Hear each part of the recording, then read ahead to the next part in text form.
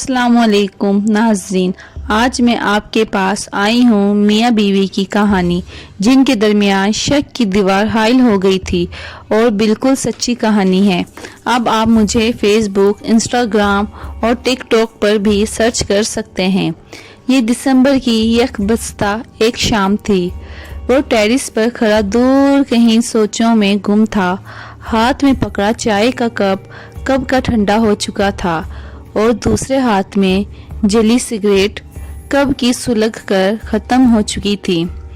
इसके वजूद से किसी बड़े से आग के कोयलों की तरह दहक रहा था और दूसरी तरफ वो कमरे में इसकी सोचों से अनजान बेखबर सो रही थी।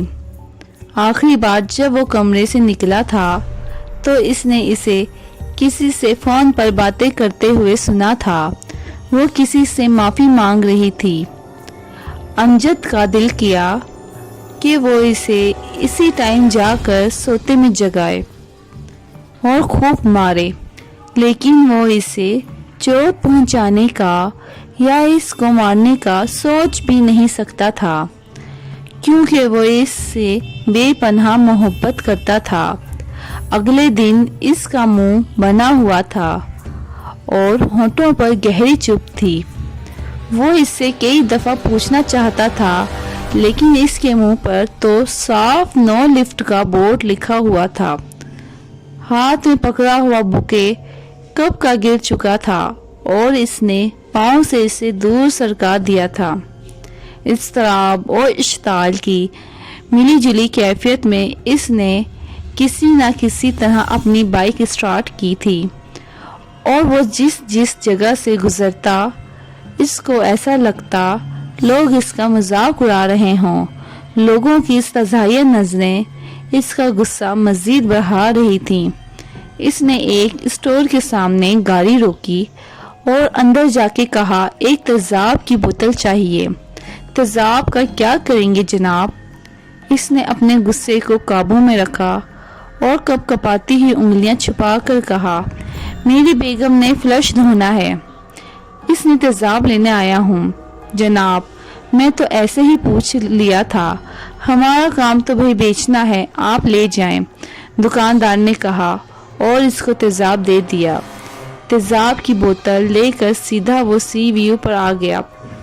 ये जगह इसको बहुत ज़्यादा पसंद थी, क्योंकि वो इसको पहली मर्तबा सी व्यू पर ही मिली थी। पहले इसको ये जगह अपनी मोहसिन लगा करती थी, मगर अब इसको ये जगह निहायत जालिम और बेहिस लग रही थी। लोगों का चेहरा देख रहा था। लोगों के चेहरे खुशहाल थे और मोहब्बत करने वाले एक दूसरे के हाथों में हाथ डाले फिर रहे थे, जबकि इसकी मोहब्बत इससे बहुत दूर जा चुकी थी। मोहब्बत क्या रूठी, इससे तो जिंदगी के सारे रंग ही बेमायने हो गए थे। कुछ अरसे पहले वो अपने दोस्त अरशद और यासिर के साथ भी सी व्यू आया था और करीब ही लगे चाट के ठेले से चाट लेके खा रहा था कि कुछ फासले पर इसे सुनहरे बालों वाली वो लड़की नजर आई, जिसे देखकर इसकी नज़रें पलटना भूल गईं। वो इसकी आंखों से आंसुओं की लड़ी बह रही थी। इसके साथ खड़ी दो लड़कियां इसको चुप कराने की कोशिश कर रही थीं, लेकिन वो इनकी बात नहीं मान रही थी। इसका दोस्त कब के आगे जा चुके थे, लेकिन वो वहीं पर बुत सा बना इसे देखे जा रहा था। इसकी नज़रों का इर्तिकास था कि इस लड़की ने भी इसको देखा और इसके माथे पे बेपनाह शिकने नमूदार हो गईं। वो सबकी के एहसास से वहाँ से हट गया। खाओ ना, इसके दोस्त यासीर ने इसके आगे चाट की प्लेट की, जिसे लेकर वो बेदिली से खाना शुरू हो गया। अरे ये तो शहजाद है, यासीर ने इस जानिब देख के कहा। शहजाद के साथ वो तीनों लड़कियां भी वहां पर खड़ी हुई थीं। यासीर शहजाद से मिलने वहां चला गया और अमजद इनको खड़ा देखता रहा। यासीर जब वापस आया तो इसने बेताबी से पूछा, कौन था वो? यार, शहजाद मेरी कज़न का देवर है। अच्छा, और इसके साथ वो तीनों लड़कियां कौन थीं? वो तीनों लड़कियां इसकी कज़न्स थीं। امجد کی نظر ابھی بھی بھٹک بھٹک کر انہی کی جانب اٹھ رہی تھی جہاں وہ بھورے بالوں والی اپنی کزنوں کے ساتھ ہنسی مذاق کر رہی تھی اور اب خاموش ہو چکی تھی۔ امجد امریکہ اپنے کزن کو پارسل دینے کی غرض سے اس دن بینک گیا تھا جب کاؤنٹر پر بیٹھی لڑکی نے کہا آگے تشریف لے جائیں۔ جب وہ آگے گیا تو جو کاؤنٹر پہ لڑکی بیٹھی ہوئی تھی اسے دیکھ کر اس کے پاؤں وہاں ہی جم چکے تھے۔ بلا شبہ وہی بھورے بالوں والی لڑکی تھی جسے دیکھ کر اس کی ٹکٹکی بن چکی تھی۔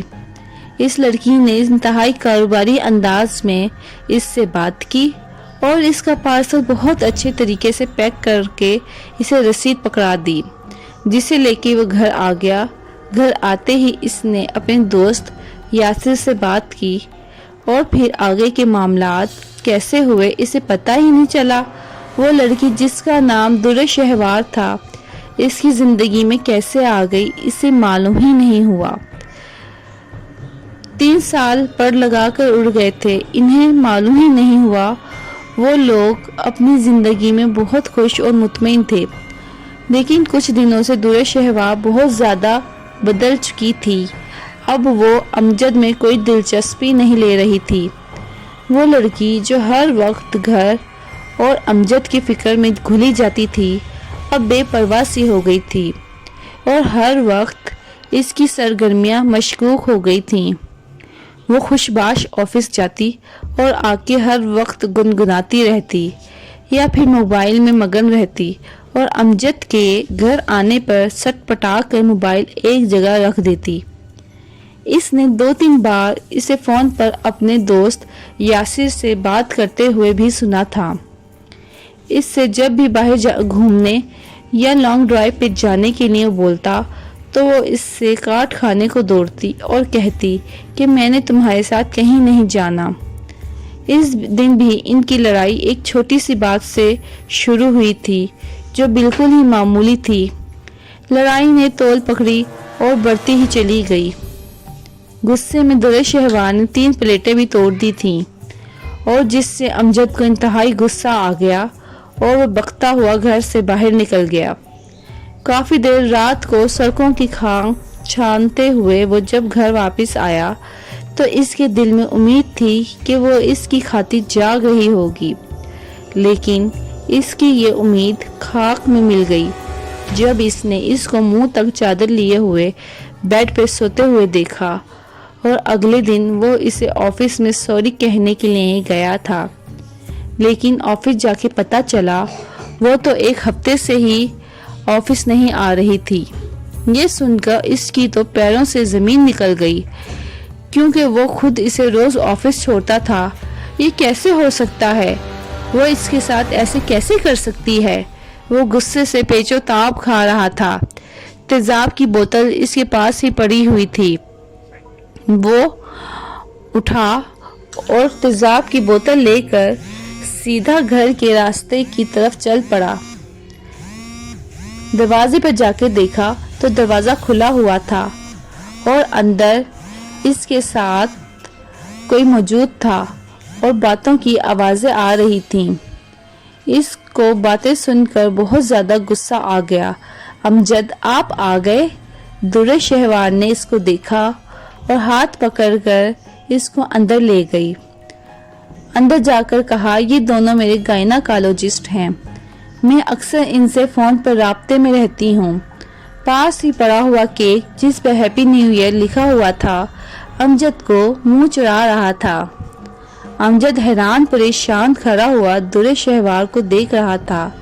وہ تیزاب والی بوتل جو اس نے ہاتھ میں پکڑی ہوئی تھی ہاتھ پیچھے کیا ہوا تھا۔ امجد آپ کی اہلیہ آپ سے بہت محبت کرتی ہیں، ان کے کیس میں کچھ پیچیدگیاں تھیں، اس لیے وہ آپ کو بتانا نہیں چاہتی تھیں اور آپ کو پریشان نہیں کرنا چاہتی تھیں، اور جب ان کو میں بلاتا تھا تو وہ آ جاتی تھیں۔ ہاں امجد، در شہوار نے چہک کر کہا، اور اسی سلسلے میں امجد 1 ہفتے سے آفس بھی نہیں جا رہی تھی، اور ٹیبل سے کیک کا ٹکڑا کاٹ کے امجد کے منہ میں ڈال کر ہیپی نیو ایئر امجد کے ہاتھ سے तेजाब की बोतल छूटकर कहीं दूर जा गिरी थी और उसको बहुत ही पेशेमानी हो रही थी। वो क्या क्या सोचे जा रहा था और अपनी बीवी के बारे में। शादी के 3 सालों में इन्हें औलाद की खुशी नहीं मिली थी, इसलिए जब दुल्हे शहवार को ये खुशी मिली तो साथ ही पता चला कि इसके केस में कुछ कॉम्प्लिकेशंस हैं और इसने ये बात अमजद को इसलिए नहीं बताई थी कि वो अपना इलाज कराएगी और न्यू ईयर के मौके पे ये खुशखबरी इसको सुनाएगी। और ये सरप्राइज ही दोनों मियाँ बीवी के दरमियान शक की दीवार हाइल कर रहा था। नाजरीन, आपको कहानी कैसी लगी कमेंट्स में ज़रूर बताइएगा। और ये एक सच्ची कहानी है और इस कहानी से हमें ये सबक मिलता है, कभी भी दिल में कोई बात या शक नहीं रखना चाहिए। जो भी बात हो इंसान को पहले क्लियर कर लेनी चाहिए ताकि गुस्से में आकर इंसान कोई बड़ा कदम ना उठा ले। अब इजाज़त दीजिए, अल्लाह हाफिज़।